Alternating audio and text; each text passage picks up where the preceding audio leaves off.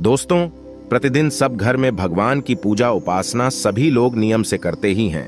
आज जगह का अभाव हो गया है, लेकिन फिर भी हर घर में एक मंदिर देखने को जरूर मिलता है।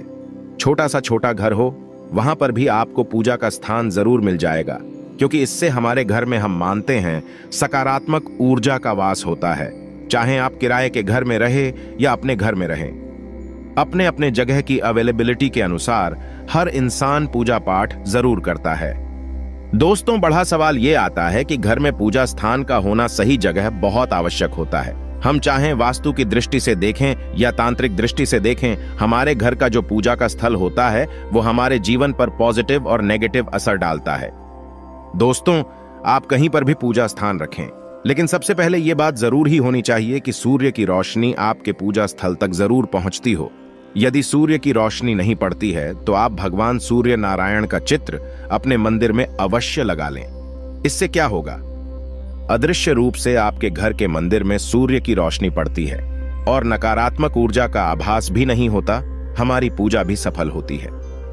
पूजा करते समय आपका मुख किस दिशा में हो, भगवान की प्रतिमा का मुख किस दिशा में हो, यह भी विशेष रूप से अगर ध्यान रखा जाए तो सही फलों की प्राप्ति कराता है। दोस्तों, वैसे तो हम क्या मानते हैं कि किसी भी स्थान में किसी भी दिशा में भक्ति भाव से अगर हम पूजन करें तो वो सफल होता है, लेकिन जब हम वास्तु की बात करते हैं तो मकान के जो उत्तर पूर्व दिशा में होता है स्थान, वो सबसे सर्वोत्तम माना गया है। दोस्तों, इस स्थान पर पूजा स्थल होने से माना जाता है कि घर में शांति बनी रहती है, सुकून होता है, धन, प्रसन्नता और स्वास्थ्य का लाभ मिलता है। उत्तर पूर्व दिशा का महत्व बताते हुए वास्तु में कहा जाता है कि जब वास्तु भगवान को धरती पर लाया गया था तो उनका शीर्ष यानी उनका मस्तक उत्तर पूरब दिशा में था, इसलिए इस दिशा को सबसे श्रेष्ठ माना गया है।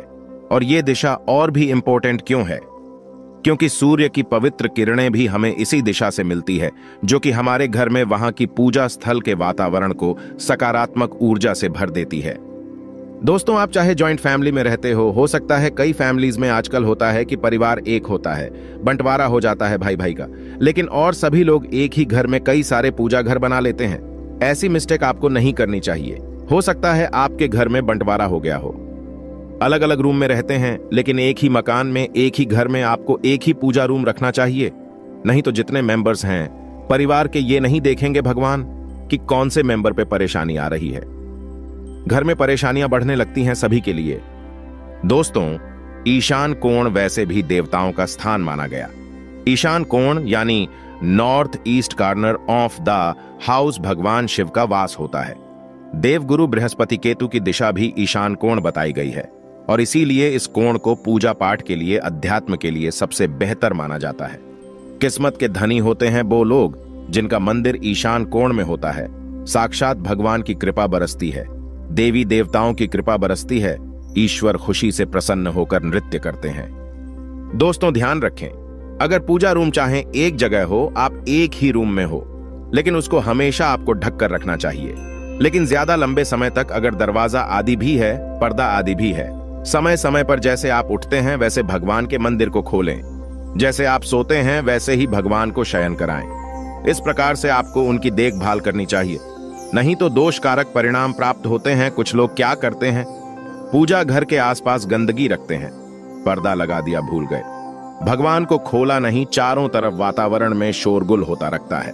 ऐसा पूजा रूम दोष युक्त होता है, चाहे वो वास्तु सम्मत क्यों ना हो। लेकिन ऐसे स्थान पर आकाश तत्व और वायु तत्व प्रदूषित हो जाते हैं, जिसके कारण इस पूजा कक्ष में बैठकर पूजन करने वाले व्यक्ति की एकाग्रता भंग होती है और पूजा का शुभ फल प्राप्त नहीं होता। इसलिए जब भी आप पूजा करने बैठे, ध्यान रखें आपके आसपास के वातावरण में शांति हो, तभी पूजन करने आपको बैठना चाहिए।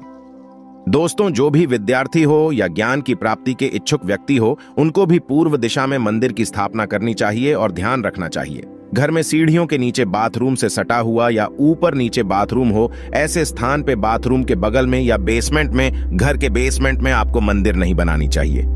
इससे घर की खुशहाली और समृद्धि के लिए उत्तम नहीं माना जाता। कई लोग क्या करते हैं, मंदिरों की तरह घर में ही जो मंदिर रूम बनाते हैं उसमें गुंबद बनाते हैं, कलश बनाते हैं, ये चीजें आपको घर के अंदर नहीं बनवानी चाहिए और मंदिर के ऊपर बीम या कोई भारी सामान नहीं होना चाहिए। मंदिर में खाली पड़े माचिस के डिब्बे, अगरबत्ती के डिब्बे, सूखे फूल, गीले कचरे आदि, माता के फटे वस्त्र, देवी देवताओं के फटे वस्त्र, गले वस्त्र तुरंत पर्व आदियों पर बदल देना चाहिए। इससे दोष घर में उत्पन्न हो जाता है। दोस्तों, आज की जानकारी बहुत ही खूबसूरत है। आपको माता रानी की सौगंध है, एक लाइक जरूर करना। आप जिस भी देवी देवताओं को मानते हैं उनके लिए एक लाइक जरूर करें और हमारे चैनल को जरूर सब्सक्राइब करें। आज की जानकारी आपको कोई नहीं बताएगा। यह बहुत ही महत्वपूर्ण और सर्वश्रेष्ठ जानकारी है जो आगे आपके लिए बहुत ही उपयोगी साबित होगी। दोस्तों, पूजा में आपको ध्यान रखना चाहिए कुछ बातें कि बीच में जब भी आप भगवान की अरेंजमेंट करेंगे तो सबसे पहले रोज सुबह ध्यान रखें। पंचदेव की पूजा आपको जरूर करनी चाहिए। पंचदेव कौन कौन है?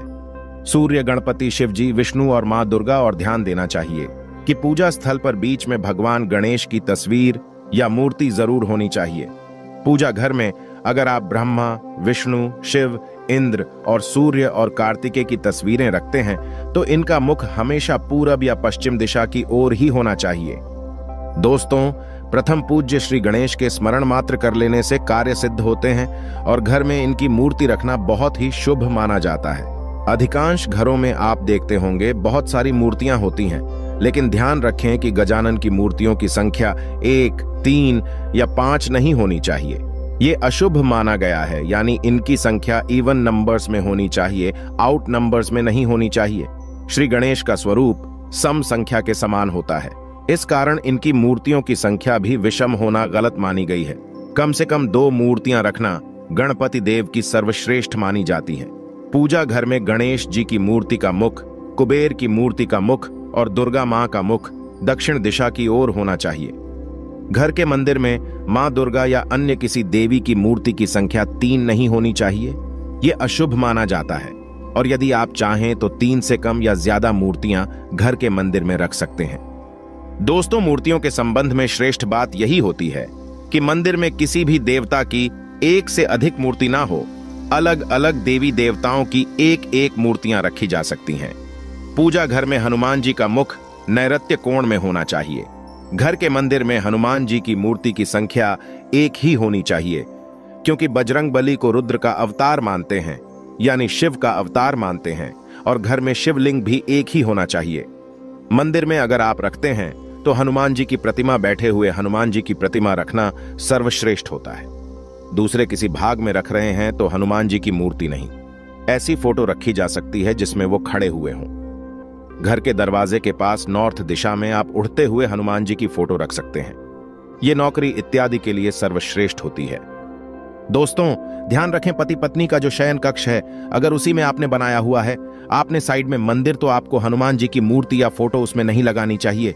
आप वहां पर राधा कृष्ण का फोटो लगा सकते हैं। इस बात का हमेशा ध्यान रखें कि आप अपने घर के मंदिर में जिन भी मूर्तियों को रखते हैं उनमें एक मूर्ति से दूसरी मूर्ति का 1 इंच का फासला जरूर होना चाहिए। इसके अलावा 2 भगवान की मूर्ति कभी भी आमने सामने नहीं रखनी चाहिए, नहीं तो आपके जीवन में तनाव हो सकता है।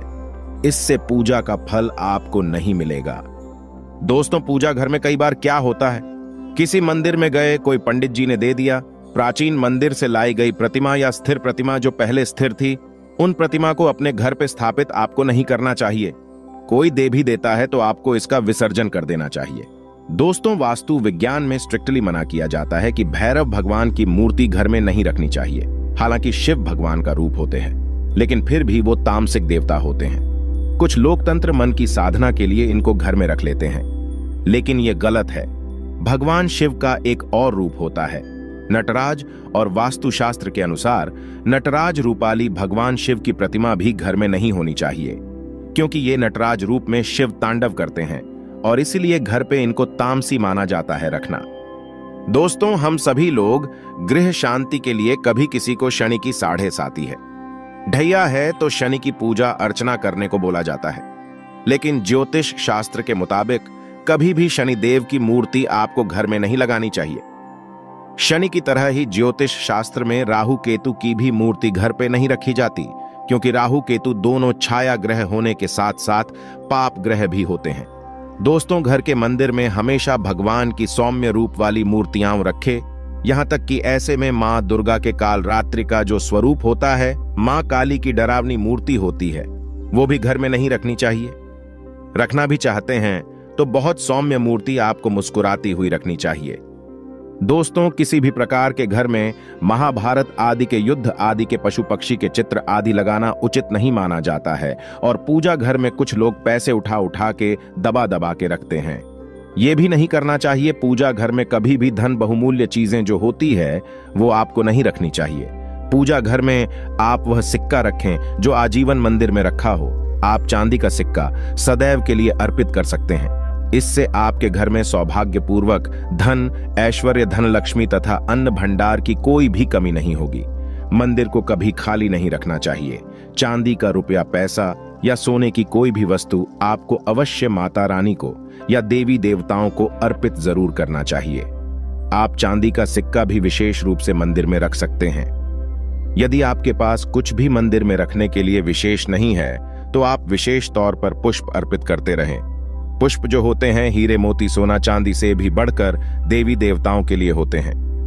दोस्तों, ये तो हुई मूर्तियों की व्यवस्था। अब हमें रोज सुबह जब हम पूजन शुरू करते हैं तो सबसे पहले ये ध्यान रखें, पूरे घर में आपको हल्दी के जल का कम से कम मुख्य द्वार पर हल्दी के जल का और हो सके तो गौमूत्र का छिड़काव आपको जरूर करना चाहिए। सबसे पहले सूर्य देवता को अर्घ आपको देना चाहिए और फिर तुलसी को अर्घ देना चाहिए। शाम को तुलसी के आगे दीपक जरूर जलाएं। आपके अगर इष्ट देव हो उनका भी ध्यान आपको जरूर करना चाहिए। दोस्तों, कभी भी बासी हुए या झूठे भोजन किए हुए वस्त्र पहन करके आपको सुबह भगवान की पूजा नहीं करनी चाहिए। पूजा के समय मुख शुद्ध रहे, इसका विशेष ध्यान रखना चाहिए। पूजा से पहले आचमन कर ले और पूजा के दौरान मुख में चाहे प्रसाद ही सही, कुछ भी नहीं रखना चाहिए। पूजा में हम जिस आसन पर बैठते हैं उसे पैरों से कभी भी इधर उधर नहीं खसकाना चाहिए। हमेशा आसन को हाथों से ही उठाना और बिछाना चाहिए। जिस आसन पर हम बैठकर पूजा पाठ करते हैं वह आसन हमारे लिए सिद्ध हो जाता है, पवित्र हो जाता है, इसीलिए पैरों से नहीं खसकाना चाहिए। दोस्तों, अगर आपके घर में पितृ पूजा आप करते हैं जो कि सर्वश्रेष्ठ है, तो पितृ की तस्वीर कभी भी देवी देवताओं की तस्वीर के साथ नहीं रखनी चाहिए। मंदिर में मृतकों की, पूर्वजों की इनके चित्र आपको नहीं लगाने चाहिए। पूर्वजों के चित्र लगाने के लिए दक्षिण दिशा का क्षेत्र सबसे अच्छा रहता है और इस दीवार पर मृतकों के चित्र लगाए जा सकते हैं। उनके सामने भी नियमित रूप से जल की घंटी या जल का लोटा, जिसको कहते हैं, वो जरूर रखना चाहिए और हर सुबह दक्षिण दिशा में जल चढ़ाकर फिर फ्रेश जल भरकर वापस लौटे को वहीं रख देना चाहिए। रोज सुबह शाम एक दीपक कम से कम उनके नाम का दक्षिण मुखी होकर के जरूर जलाना चाहिए। अगर सुबह शाम दोनों समय नहीं भी जला सके तो कम से कम शाम के समय आपको यह जरूर करना चाहिए। दोस्तों, और वर्ष भर में जब भी श्रेष्ठ मुहूर्त आते हैं, कोई भी तीज त्योहार होता है, तो पूरे घर में आपको गौमूत्र का छिड़काव करना चाहिए। गौमूत्र के छिड़काव से दो चीजें होती हैं, एक तो वातावरण पवित्र होता है, सकारात्मकता आती है, और दूसरा गौमूत्र बहुत ही चमत्कारी उपाय होता है। इस उपाय से घर पर दैवीय शक्तियों की कृपा बनी रहती है और किसी भी तरह का ब्लैक मैजिक हो, घर पे नेगेटिव एनर्जी का वास हो चुका है, वो घर से बिल्कुल दूर हो जाते हैं। दोस्तों, जो भी मूर्तियां आप अपनी पूजा मंदिर में रखेंगे वो छोटी और कम वजनी हो तो ही बेहतर है। ज्यादा बढ़ी बढ़ी मंदिर की तरह मूर्तियां आपको घर में विराजमान नहीं करनी चाहिए। शिवलिंग के लिए बताया जाता है कि अंगूठे के आकार से बढ़ा नहीं होना चाहिए और शिव जी को अगर आप रखते हैं तो शिव परिवार को जरूर ही रखना चाहिए। भगवान का चेहरा कभी भी ढका हुआ नहीं होना चाहिए। यहां तक कि फूल माला से भी कई लोग चेहरा ढक देते हैं, ऐसा नहीं करना चाहिए। संभव हो तो पूजा स्थल आपका ग्राउंड फ्लोर पर रखें और खुला खुला और बढ़ा होना चाहिए। दोस्तों, अगर कोई मूर्ति खंडित हो जाए या पूजा का सामान क्षतिग्रस्त हो जाए, चाहे वो दीपक ही हो, उसे तुरंत पूजा स्थल से हटाकर कहीं बहते जल में प्रवाहित कर देना चाहिए। खंडित मूर्तियों की पूजा अशुभ मानी गई है। इस संबंध में सिर्फ एक बात ध्यान रखें कि सिर्फ शिवलिंग अगर आपका उसमें क्रैक है या कुछ भी है, किसी भी अवस्था में शिवलिंग खंडित नहीं मानी जाती है। भगवान के आगे एक जल का लोटा हमेशा रखना चाहिए और हो सके तो तुलसी पत्र, जो भी विष्णु भगवान राम जी हो या विष्णु भगवान के स्वरूप हो, कृष्ण हो, हनुमान हो, इन सभी को आपको तुलसी दल रोज जरूर चढ़ाना चाहिए। दोस्तों, 5 मिनट ही सही पर पूजा सुबह सुबह दिन की शुरुआत करने के पहले आपको ध्यान करना, आसन देना, भगवान को स्नान करवाना, धूप दीप करना, अक्षत चावल चढ़ाना, कुमकुम चंदन चढ़ाना, पुष्प चढ़ाना, प्रसाद चढ़ाना, ये जो जितना भी आप कर सके थोड़ा बहुत ही सही आपको जरूर करना चाहिए। सभी प्रकार की पूजा में चावल विशेष रूप से चढ़ाए जाते हैं, लेकिन पूजा के चावल हमेशा अक्षत होने चाहिए, यानी अखंडित होने चाहिए। पूरे चावल, बिना टूटे हुए चावल आपको चढ़ाने चाहिए। हो सके तो इन्हें हल्दी से पीला करके रखे। कैसे पीला करते हैं? हल्दी से थोड़े से पानी में हल्दी को घोल ले, फिर इन चावलों को उसमें मिक्स कर दे। उसके बाद उसको फैलाकर सुखा ले और इसके बाद इसको स्टोर करके आप रख ले। इस तरह से पीले चावलों से अगर आप पूजन करते हैं तो माना जाता है ये बहुत ही धनदायी होता है। दोस्तों, रोज आपको पूजा में 2 दीपक जरूर जलाने चाहिए।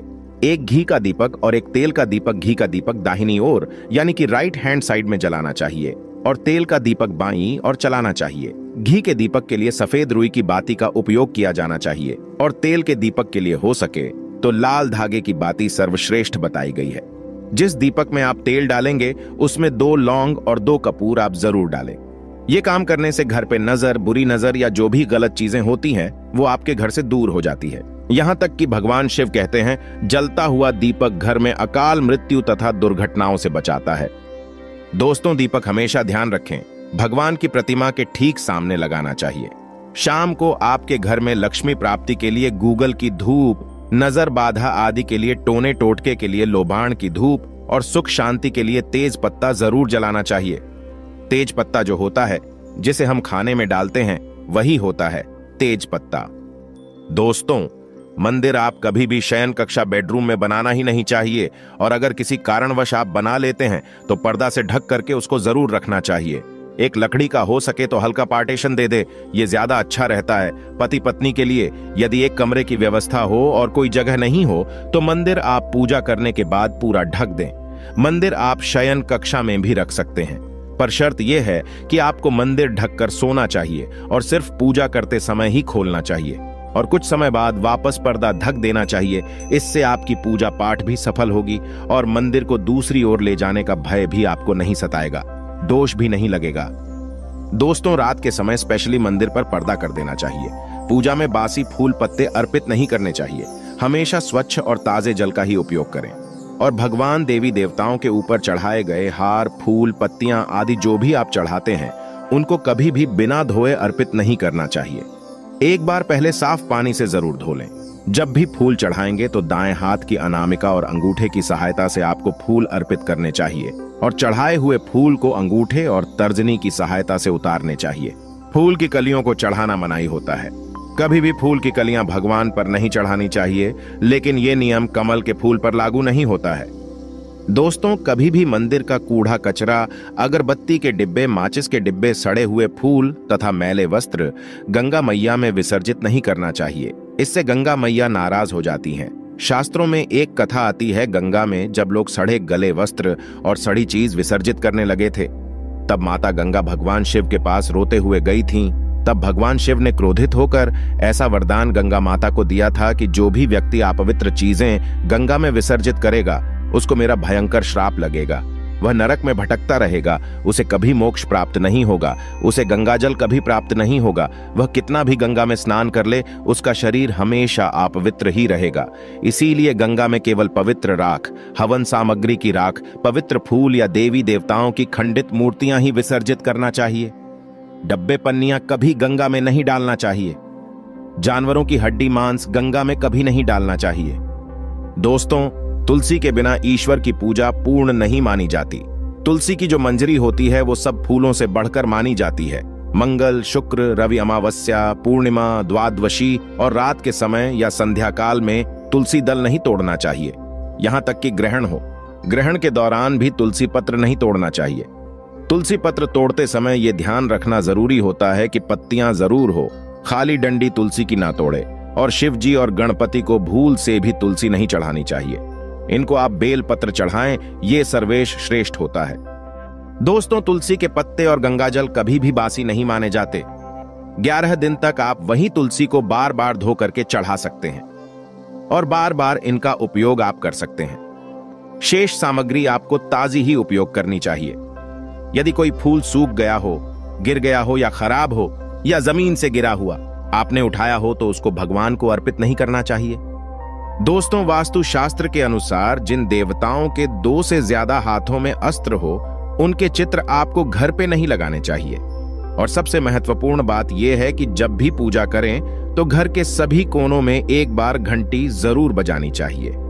पूरे घर में घूम के घंटी बजाएं या फिर आप चाहें तो शंख बजा सकते हैं। शंख ध्वनि करें, इससे सारी नकारात्मक ऊर्जा आपके घर से बाहर चली जाती है और आपके घर में सकारात्मक ऊर्जा का संचार होता है। आप अपने घर के मंदिर में पूजा करने के लिए शंख अगर रखते हैं तो ध्यान रखें, कभी भी घर में 2 शंख नहीं होने चाहिए। एक शंख को तुरंत हटा दे अगर ऐसा आपने करके रखा हो तो। दोस्तों, घर के आसपास अगर आपके कोई मंदिर है तो उसमें स्थापित देवी देवता पहला तो होना ही नहीं चाहिए। घर के बिल्कुल सटा हुआ या आसपास कोई मंदिर और अगर है भी तो उसमें स्थापित देवी या देवता का चित्र आपको मुख्य द्वार पर लगाना चाहिए। घर में जिस स्थान पर मंदिर होता है वहां पर जूठन, तामसी भोजन, नशे की चीजें, चमड़े से बनी हुई चीजें, जूते, चप्पल, दवाई आदि नहीं लेकर के जानी चाहिए, क्योंकि दवाइयां आधे से ज्यादा मांस की बनी होती हैं। दोस्तों, पूजा घर के निकट और भवन के ईशान कोण में झाड़ू या कूड़ादान नहीं रखना चाहिए और संभव हो तो पूजा घर को साफ करने का झाड़ू पोछा भी आपको अलग रखना चाहिए। जिस कपड़े से भवन के अन्य हिस्से का पोछा लगाया जाता है वो पूजा घर में उपयोग नहीं लाना चाहिए। मंदिर में कभी भी पुरानी कबाड़ आदि को नहीं रखना चाहिए और पुरानी हो चुकी फूल मालाएं, अगरबत्तियां, धूप की राख, माचिस की तिल्लियां कई लोगों में आदत होती है इकट्ठी करने की, कभी भी इनको इकट्ठा करके नहीं रखना चाहिए। हाथों हाथ किसी गमले में डाल दे या कूड़े में आपको डाल देना चाहिए। दोस्तों, हमेशा पूजा के बाद आपको परिक्रमा जरूर करनी चाहिए। अपने स्थान पे एक बार घूम लें, और नहीं तो अगर आप भगवान की अलग अलग देवी देवताओं की अलग परिक्रमा करना चाहते हैं तो भगवान सूर्य की 7, श्री गणेश की 3, विष्णु भगवान की 4 और शिव जी की आधी परिक्रमा करनी चाहिए। दोस्तों, अब हम बात कर लेते हैं मैन वाली की मुख किस ओर होना चाहिए। जब हम पूजा करते हैं तो सामान्यतः पूर्वाभिमुख होकर के यानी कि पूरब की ओर मुख करके अर्चना करना ही सर्वश्रेष्ठ बताया गया है। इसमें देव प्रतिमा यदि हो तो उनका मुख और दृष्टि हमेशा पश्चिम की ओर होती है। इस प्रकार की गई उपासना हमारे भीतर ज्ञान, क्षमता, सामर्थ्य और योग्यता प्रकट करती है, जिससे हम अपने लक्ष्य को तलाश करने में आसानी से हासिल अपने लक्ष्य को प्राप्त करते हैं। दोस्तों, वास्तु में पश्चिम की तरफ पीठ करके यानी पूर्वाभिमुख होकर बैठना ज्ञान प्राप्ति के लिए श्रेष्ठ माना जाता है। भगवान का मुख दक्षिण मुखी कभी नहीं होना चाहिए। ये ध्यान रखें, पूर्व, पश्चिम और उत्तर मुखी भगवान हो सकते हैं। जब हम तंत्र शास्त्र की बात करते हैं या कर्म कांडों की बात करते हैं तो इसमें लक्ष्मी की जो प्राप्ति के लिए पूजन करना चाहते हैं उनको पश्चिम मुख होकर के अर्चना करनी चाहिए। इसमें हमारा मुख पश्चिम की ओर होता है और देव प्रतिमा की दृष्टि और मुख पूरब की ओर होता है। दोस्तों, ये जो उपासना पद्धति है ये सामान्य उपासना पद्धति से पदार्थ प्राप्ति या कामना पूर्ति के लिए अधिक करेक्ट होती हैं। उन्नति के लिए कुछ ग्रंथ बताते भी हैं कि उत्तर मुखी होकर के उपासना करनी चाहिए। दक्षिण दिशा सिर्फ षटकर्मों के लिए इस्तेमाल की जाती है, लेकिन ये ध्यान रखें, कर्मकांड, तंत्र और वास्तु ये तीनों अलग अलग विद्याएं हैं। इन सबको कभी भी आपको मिलाना नहीं चाहिए। सिंपल पूजा करना चाहते हैं तो पूरब की ओर मुख करके पूजा करें, यह सर्वश्रेष्ठ होता है। धन प्राप्ति के लिए आपको पश्चिम की ओर मुख करके करना चाहिए और कभी कभी आप चाहें तो उत्तर की ओर, अगर आपके पास अरेंजमेंट नहीं है तो उत्तर की ओर मुख करके भी आप पूजन कर सकते हैं। दोस्तों, इस प्रकार से अगर आप भी अपने घर में सही स्थान, सही दिशा में पूजा स्थल बनवा करके सही तरीके से पूजन करते हैं तो निश्चित रूप से वहां पर सकारात्मक ऊर्जा का प्रवाह रहता है, जो आपको स्वस्थ रखेगा, सुखी बनाएगा और सामर्थ्यवान बनाएगा। आज मैंने ट्राई किया है कि आपको बिल्कुल नियम से स्टेप बाय स्टेप बताऊं कि कैसे आपको मूर्ति स्थापना रखनी चाहिए, किस प्रकार से किस मुख होकर के पूजन करना चाहिए, क्या क्या चीजें पूजा में रखनी चाहिए और रोज की पूजा आपको कैसी करनी चाहिए। दोस्तों, एक लास्ट बात, कुछ लोग पूछते हैं कि लड्डू गोपाल अगर हम रखते हैं तो एक से अधिक रख सकते हैं कि नहीं। तो दोस्तों, बिल्कुल रख सकते हैं। आप जितनी चाहें कान्हा की मूर्तियां रख सकते हैं, युगल जोड़ी रखें, कान्हा रखें, छोटे से लड्डू गोपाल रखें, राम बलराम रखें, इसमें कोई हानि नहीं होती है। दोस्तों, अब जानते हैं दीपक का पूरा जल जाना या दीपक में फूल बनना हमें क्या संकेत देता है और दीपक क्यों जलाना है जरूरी। हम दीपक के बारे में बारी बारी एक एक जानकारी आपको बताएंगे। जो दीपक आप अपने घर में जलाते हैं उसका ज्ञान आपको होना चाहिए। चलिए जानते हैं दीपक के विषय में कुछ गुप्त जानकारियां। आपको माता रानी की सौगंध है। वीडियो को एक लाइक जरूर करना, आपका एक लाइक बहुत ही कीमती है। चमकते सितारे की तरह अपना भाग्य चमचमाते हुई देखने के लिए घर में दीपक का यह प्रयोग जरूर करें। घर में जलता हुआ दीपक है तो जीवन है, क्योंकि दीपक ही हमारा जीवन बचाता है। जहां होता है जलता हुआ दीपक, वहां धन भी खींचा चला आता है। आज हम दीपक से जुड़ी कई महत्वपूर्ण जानकारी आपको देने वाले हैं। वीडियो के अंत तक बने रहना। आज हम दीपक से जुड़ी हुई कुछ रहस्यमयी बातों के बारे में जानेंगे। उस दीपक के बारे में जिसे हम पूजा करते समय या पूजा घर के मंदिर में या घर के बाहर के मंदिर में जलाते हैं। आप अपने घर के मंदिर में या फिर बाहर के मंदिर में पूजा तो जरूर करते होंगे, और पूजा करते समय दीपक जलाने का नियम भी आपको पता होगा। आपको पता होगा कि जिस दीपक को आप जिस भगवान का नाम लेकर जलाते हैं, कहीं वो दीपक कुछ गलत संकेत तो नहीं दे रहा है। आपके दीपक की बाती पूरी जल जाती है या फिर दीपक में घी और अधजली बाती बच जाती है, और कहीं आपके दीपक की बाती पर फूल तो नहीं बनता। और दीपक की बाती पर फूल बन जाने का क्या मतलब होता है? तो क्या आप जानते हैं कि दीपक की बाती का पूरा जल जाना और बच जाना क्या संकेत देता है? कहीं आपके जीवन की सभी परेशानियों की वजह आपकी जराई हुई दीपक से तो नहीं जुड़ी हुई है? कहीं आप पहले से जले हुए दीपक में तो बाती नहीं जलाते हैं? और क्या आपके पूजा का दीपक पुराना है या नया? आखिर कितने सालों से उस दीपक का इस्तेमाल कर रहे हैं? कहीं आपकी तो आदत नहीं है। थोड़े दिनों के बाद दीपक को बदल देने की तो दोस्तों आपको जानकर हैरानी होगी कि आप अपने पूजा घर के मंदिर में दीपक जलाते समय अगर यह गलती करते हैं तो आपको इसका परिणाम भुगतना ही होगा। और दीपक की बाती का पूरा जल जाना और बाकी का बच जाना भी अलग अलग संकेत देता है, जो हमारे लिए जानना बहुत जरूरी है। तो इन्हीं सब बातों को जानने के लिए इस वीडियो में अंत तक हमारे साथ बने रहिएगा। दोस्तों, जब हम पूजा करते हैं तो हमारा दीपक कभी कभी अचानक से बुझ जाता है, और कभी कभी ऐसा होता है कि हमारी पूजा होने के बाद हम उस दीपक को भगवान के सामने जलता छोड़ देते हैं। लेकिन कुछ समय के बाद में दीपक खुद ब खुद बुझ जाता है और उसमें अधजली बाती और घी बचा रह जाता है। और कभी कभी तो हमारे दीपक की बाती पूरी जल जाती है और उसमें फूल भी बन जाता है। तो इनके अलग अलग नकारात्मक और सकारात्मक परिणाम होते हैं। तो सबसे पहले यह जानते हैं कि अगर हमारे दीपक में फूल बन रहा है तो इसका क्या मतलब होगा। प्रिय मित्रों, अगर हमारे दीपक की बाती में फूल बन रहा है तो इसका सीधा सा मतलब है कि भगवान ने हमारी प्रार्थना को स्वीकार कर लिया है और वह हमारी पूजा से प्रसन्न है, और इसका संकेत वह बाती में बने इस फूल के माध्यम से देते हैं। अगर आपके घर में दिव्य शक्तियां मौजूद हैं और आपके साथ साथ वो भी ईश्वर की पूजा में अपना ध्यान रखती है, तो आपकी दीपक की बाती में एक से ज्यादा फूल बनते हैं और कभी कभी साक्षात किसी भी देवी देवता का रूप भी दिखने लगता है। तो अगर आपके दीपक की बाती में फूल बन रहा है तो आप सच में बहुत भाग्यशाली हैं। और इसी के साथ दीपक जलाने के भी कुछ खास नियम आपको जरूर जानने चाहिए। दोस्तों, अगर आप पहले से जले हुए दीपक में अपनी बाती रखकर जलाते हैं तो ऐसा करने से दुर्भाग्य आपका पीछा कभी नहीं छोड़ता है।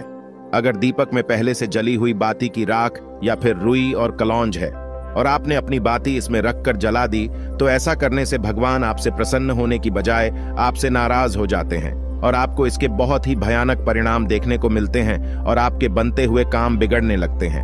आपकी तिजोरी का धन खर्च होने लगता है और आपके धन आने के सारे रास्ते भी बंद हो जाते हैं। तो हमेशा यह ध्यान रखें कि जब भी आप दीपक जलाएं, आप हमेशा साफ सुथरे दीपक का ही इस्तेमाल करें। दोस्तों, इसी के साथ कुछ लोगों की आदत होती है कि वह हर थोड़े दिन बाद अपने दीपक को बदल देते हैं। तो इस पर गुरुजी का कहना है कि आप जिस दीपक से पूजा करते हैं, आप उस दीपक को कभी मत बदलिए। आप उस दीपक को सिद्ध हो जाने दीजिए। जब कोई दीपक रोजाना भगवान के सामने जलता है तो वह दीपक समय के साथ सिद्ध हो जाता है।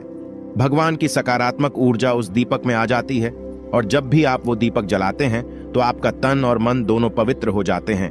तो आप हर रोज उस दीपक को साफ कीजिए, फिर उसमें बाती रखकर जलाएं। आप जितनी बार भी दीपक जलाएं, उतनी बार उस दीपक को साफ करके बार बार उसी दीपक में बाती जलाएं। लेकिन अगर आप गलती से भी उस दीपक को बदलते हैं तो आपकी तरक्की में रुकावट आ सकती है। इसलिए आप अपने दीपक को कभी भी मत बदलना। 10 साल 20 साल तक आप उसी दीपक में लगातार बाती जलाएं। इससे आपका दीपक सिद्ध हो जाएगा और आप इसका चमत्कार अपने घर में भी देख सकते हैं। अगर आपके घर में कोई भी रोगी हो, बीमार हो या किसी का बुखार नहीं जा रहा हो, तो आप इस दीपक को थोड़ी देर के लिए किसी बर्तन में डालिए और अब उस रोगी को ये पानी पिला दीजिए। 10 से 15 मिनट के भीतर उसका बुखार उतार जाएगा। वहीं अगर आपके घर में किसी को नजर लगी हो या फिर आपके व्यापार में किसी की नजर लगी हो, आपका धंधा अच्छे से नहीं चल रहा हो, तो भी आप इस दीपक को तांबे के बर्तन के भीतर पानी में भरकर उसमें डाल दीजिए और रात भर के लिए छोड़ दीजिए। अगल दिन सुबह पानी का छिड़काव अपने घर में और अपनी दुकान पर करिए। ऐसा करने से आपको साफ साफ परिणाम दिखाई देंगे, क्योंकि जब हम लगातार एक ही वस्तु का प्रयोग अपनी पूजा में करते हैं तो वह वस्तु शुद्ध हो जाती है।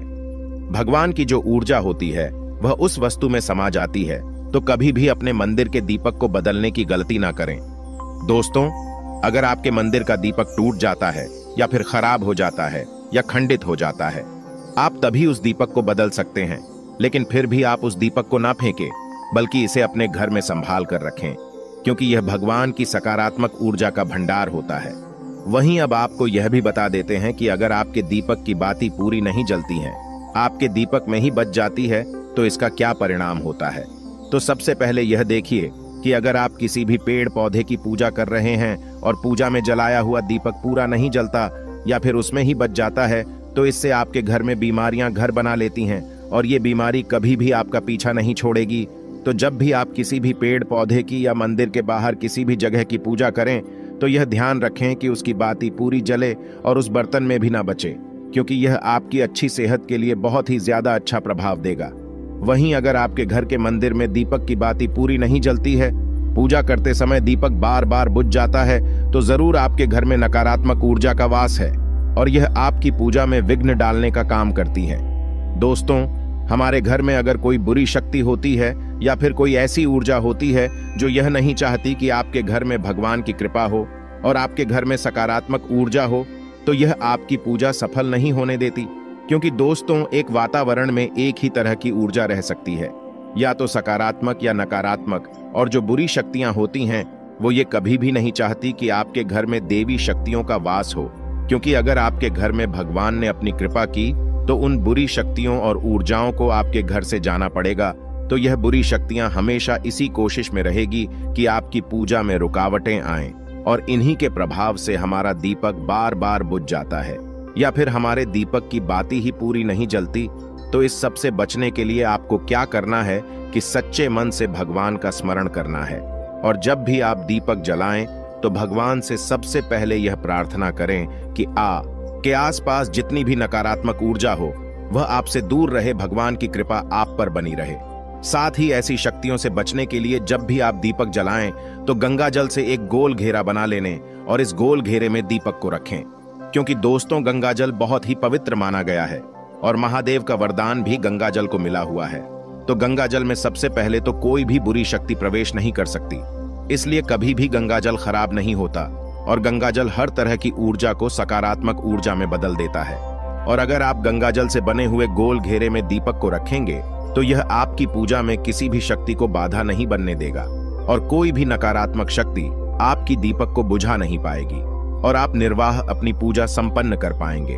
और देवी शक्तियां भी आपके जीवन में अपनी कृपा और आशीर्वाद बनाए रखेगी। अगर मान लीजिए आपकी कोई विशेष मनोकामना है और आपकी कोई मनोकामना आप चाहते हैं कि पूरी हो जाए और बहुत लंबे समय से, बहुत ज्यादा वक्त से आपकी वो समस्या बनी हुई है, आपकी कोई मनोकामना है जो पूरी नहीं हो पा रही है, तो आपको यह सरल सा उपाय जरूर कर लेना चाहिए। चाहे आपकी कैसी भी मनोकामना हो, जैसे मान लीजिए आपके जीवन में संतान सुख आपको प्राप्त नहीं हो पाया है और आप चाहते हैं कि आपको संतान की प्राप्ति हो जाए, या फिर आप एक अच्छे जीवन साथी की कामना करते हैं, आपके विवाह से जुड़ी कोई समस्या है, धन से जुड़ी कोई समस्या है। कहने का मतलब है कि हर प्रकार की समस्या का उपाय है। ये एक छोटा सा उपाय तो दोस्तों, ये उपाय बहुत ही ज्यादा खास उपाय है। क्यों? क्योंकि ये आपकी हर प्रकार की समस्या को समाप्त करता है और आपकी जो भी मनोकामना है उसे पूरी करता है। इसलिए ये उपाय बहुत ही ज्यादा खास हो जाता है, इसका महत्व बहुत ज्यादा बढ़ जाता है। तो इस उपाय को करने के लिए आपको लेने हैं सदाबहार के 9 गुलाबी रंग के फूल, ठीक है ना?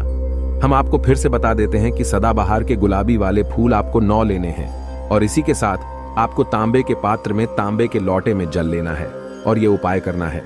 आपको सोमवार के दिन तो यह उपाय आपको सुबह के समय करना है। सुबह जल्दी उठकर स्नान आदि करने के बाद आपको स्वच्छ वस्त्र धारण करने हैं और तांबे के लोटे में आप पूरा जल भर लीजिए और उस तांबे के लोटे में आप उन फूलों को डाल दीजिए जो 9 फूल आपने लिए हैं, गुलाबी रंग के सदाबहार वाले फूल। और उसके बाद आपको शिवजी के मंदिर में जाकर, शिवालय में जाकर ओम नमः शिवाय इस मंत्र का जाप करना है पूरे 108 बार। और आपको बता दे, आप श्री शिवाय नमस्तुभ्यं इस मंत्र का जब भी कर सकते हैं तो आपने जो जल लिया है और जो फूल उसके अंदर डाले हैं वो दोनों आपको शिवलिंग पर अर्पित कर देने हैं, चढ़ा देने हैं। और ऐसा करते समय जब आपकी जो भी मनोकामना है उसको आप बोल दीजिए। यह उपाय यदि आप कर लेते हैं तो आपकी कितनी भी बड़ी मनोकामना हो, चाहे कैसी भी समस्या हो, वो समाप्त हो जाएगी और आपकी मनोकामना पूरी हो जाएगी। चाहे जैसी भी आपकी मनोकामना हो, संतान से जुड़ी हो, व्यापार से जुड़ी हो, धन से जुड़ी हो, स्वास्थ्य से जुड़ी हो, कैसी भी आपकी मनोकामना हो।